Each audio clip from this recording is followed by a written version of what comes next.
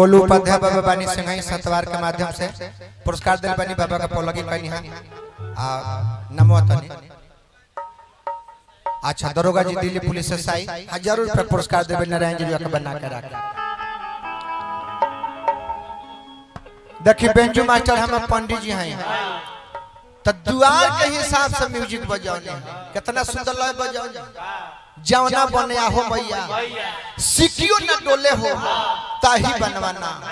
मैया मोरी लावे नी झुलुआ हो ताही बनवाना। बेंजू वाला कहिए मतलब है यह कर्तव्य है ड्यूटी है कि जितना देर गौनिहार सुमिरन वंदना गावे बेंजू वाले भी निमने लय बजाए ऐसे का हो सामने जे भी बैठल बानी यहाँ सबके सुनब तो कब कि ना भाई हलचल के मंडली सेटिंग में बा इस सुमिरन गावत रहे तिनका बेंजू वाला लड़का भक्ति लय बजावत भक्ति में रम गइल बा एगो ओनियो बेंजू बजावत रहे मंसूर अली नाम हम 2 दिन पहले प्रोग्राम हमारे अरविंद भैया कर है अभी एगो यहाँ के सुमिरन गौले रहे आ इतना निमन लय बजा दे लय बजाओ तर कि आज भर ढील दो आ ढोरी जनी छील दो आ तब तक एगो चाचा लौर लेके चल दिहल कहले कि रहे जो छिलवाइए देता वो तो हई लड़का का हम धन्यवाद देब ए बबुआ बहुत काबिल लड़का बारत अभी चलल कि छील देम हम लाठी लेके आज जस चहल कि बेंजू वाला के हम चला दी तब तक यह लड़का सोझवे खार होके 209 जोर के निहुर गए लठिए अब का जाने हम ना दे अब तो में रुई लेके चलल। हां हां धन्यवाद के पात्र भारत हां हां पखाउस के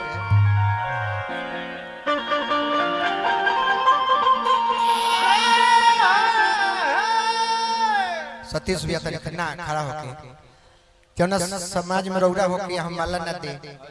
अच्छा केहू कलाकार ना देवे ई कैसे हो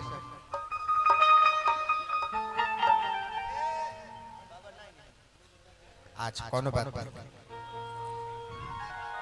तनी पखाउज के लय हम सुनाई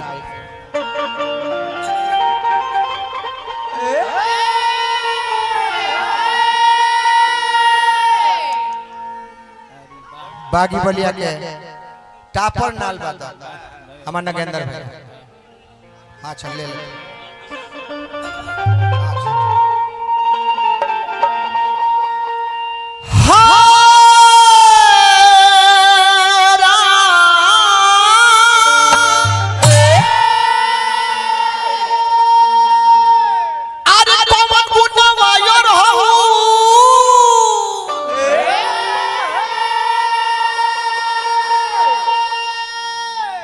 फुलवा में जी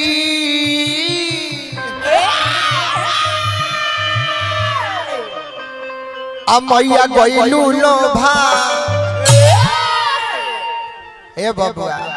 कि अरे कौन गुनवाई और हो त फुलवा में जी मैया गइलू लोभा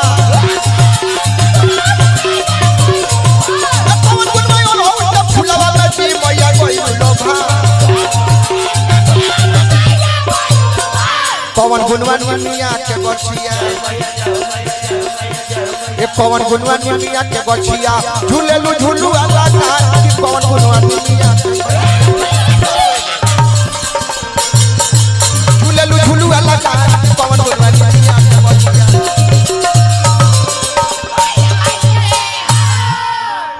पखाउजे के लय ह जितना ऊपर स्वर से गवाला उतने नीचे स्वर से गवाला कि अरे कौन गुनवाई और हो त फुलवा में जी मैया गइलू लोभा ए कौन गुनवाई और हो त फुलवा में जी मैया गइलू लोभा ए कौन गुनवाई मिया के गछिया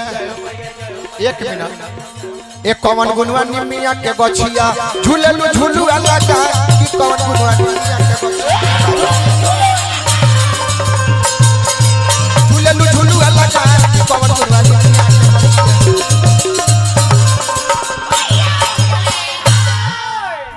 जौना बबुआ के मुंडन संस्कार में आइल बनी जा ओ बबुआ के बाबा बनी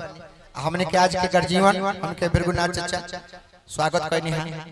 तने को ताली हो जाए के चाहिए तने अरुआ नौमवे से हमरा लगाव हो काहे कि हमरो बाबूजी के नाम भीरगुनाथ है जाए हमारे बाबा को फिर हुए ना अच्छा अरुआ नाथ है नाम अपन लकी भैया लकी जी बानी आर्यन जी हजारों हजार रुपए पुरस्कार दे गनी त नाथ मतलब बेटी के लड़का है यहाँ के बेटा के तब तो पोता भाई नहीं है के हाँ हाँ ठीक बा ठीक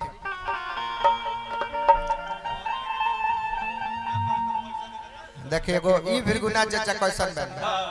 नाम एक लका भइला से थोड़ा कुछ हो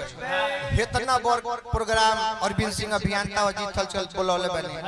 हमरो बाबू के नाम भीरगुनाथ आज ले वो कथा न नखन माइक बजा के कान को दे हम ओ लयदार परिवार से बिलोंग करिले कि अगर कोनो गीत होत हो के आरती होत हो के ओम जय जगदीश होय न हमरा घरवा एक व्यक्ति अगर के हो के अगर थपरी बजा देवे तारती गावे लगर बराज साफ 1 मिनट देरी से बजावे लगे हमके भाई जान ओम जय बन तो लोग पीछे से बजावे लगे एकदम 1 मिनट देरी से बजावे सब दे दी नाम ना बताओ नहीं अजय जी कोनो दिक्कत नहीं है नाम नहीं बताए तरबीर भी कहबे करनी है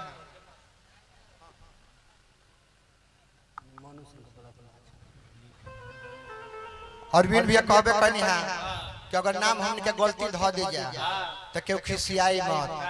फिर 100-200 दे के अपन नाम सुधरवा ले लेकिन ई तो व्यवस्था हमरा बुझाता कि आधार कार्ड में बा आधार कार्ड ओइ में नहीं बा तो मैं फिंगरप्रिंट होला नाम गड़बड़ा जाई न त जाई 100-150 रुपया देबे पर से फिर अंगुरी आवे के पड़ी नाम सुधर जाई तो पैसा तो दिया जाई अंगुरिया लगावे ले मशीनवा केने में बता दे पीछा ही रख ले बगलिया में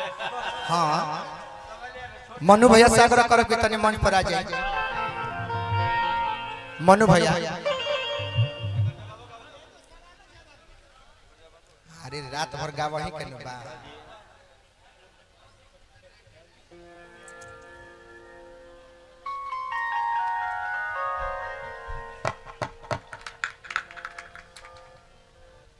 हमरा धन्य भैया के मित्र भी बानी तब पहले के गौनिहार सवालों अपने करो आ जवाबो अपने दे दे का है कि झगड़ा झंझट दुगोला में ना हो एक बार तो हमने के जानत कुछ नहीं खिजा आ रात भर हमने के सवाल जवाब के फेरे में पड़ल बने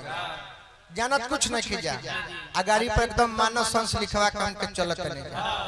4 दिन पहले को ब्याह से हमरा से सवाल कइले सिवान जिला कहूंगे पातरे पातरे बारे गोरे गोरे उनका नाम ना धरब हमरा से कहले कि बताओ ना गणेश जी के 4 गो हाथ चारों हाथवा का नाम बताओ ना हमके 4 गो हाथवा का छोड़ो ना तोहरो 2 गो हाथ बन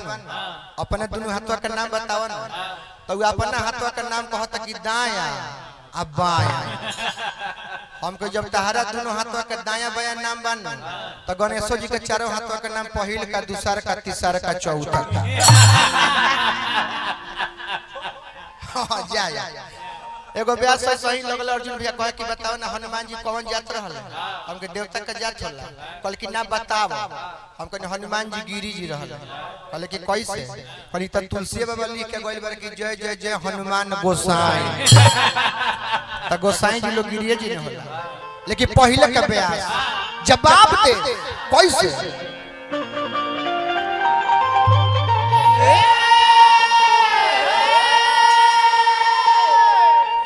शीतल गुना मायर हो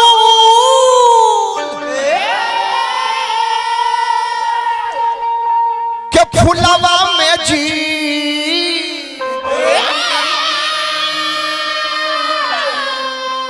अब मैया गइलू लोभा अरविंद भी हमें कहते कि अजीत एकदम साफ सुथरा गावे वाला गौनिहार हो एकदम बाउल ना बोले ले तो प्रभु जी हम रौरे राह पर चली ले हम रौरे राह पर चली ले जितना साफ रौरा गाई ले हम कोशिश करी ले कोहू से तनी मुनी साफ गाए हां माने लोग कह दे के भाई लंगरो से साफ ही हाल चलावा गाओ हम रौरे राह पर बानी तनी करियो एकदम हम एक जिला के बनी जा